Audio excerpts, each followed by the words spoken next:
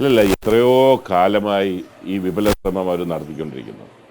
കഴിഞ്ഞ പാർലമെൻറ്റ് തെരഞ്ഞെടുപ്പിന് മുമ്പാണല്ലോ കഴിഞ്ഞ അവസാന സമ്മേളനത്തിൽ മുഖ്യമന്ത്രിയുടെ ചായ കുടിച്ചത് പ്രശ്നമാക്കിയത്.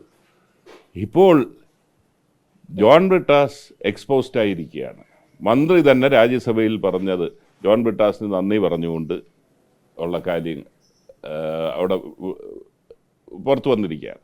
അതുകൊണ്ട് ഇനിയിപ്പോൾ അതിൽ നിന്ന് ജോൺ ബ്രിട്ടാസിന് ഏറ്റ ക്ഷീണം മാറ്റാൻ വേണ്ടി പ്രേമേന്ദ്രൻ്റെ പുറത്ത് കുതിര കയറണ്ട. പ്രധാനമന്ത്രി പറഞ്ഞ ഒരു കാര്യം ശരിയാണ്, ഏറ്റവും പഠിച്ച് കാര്യങ്ങൾ അവതരിപ്പിക്കുന്ന പാർലമെൻറ്റേറിയൻ പ്രേമേന്ദ്രനാണെന്ന് പറഞ്ഞതിൽ ഞങ്ങൾക്ക് അഭിമാനമുണ്ട്.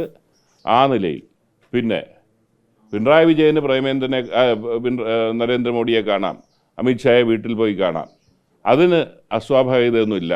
പ്രേമേന്ദ്രൻ നല്ല പ്രധാനമന്ത്രി വിളിച്ചതിൽ ചായ കുടിക്കാൻ പോയി കഴിഞ്ഞാൽ അത് അസ്വാഭാവികമാണെന്നുള്ളത്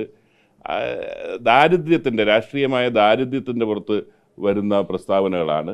അതിനൊരു ഗൗരവവും കേരള സമൂഹം നൽകേണ്ടതില്ല, നൽകുന്നുമില്ല.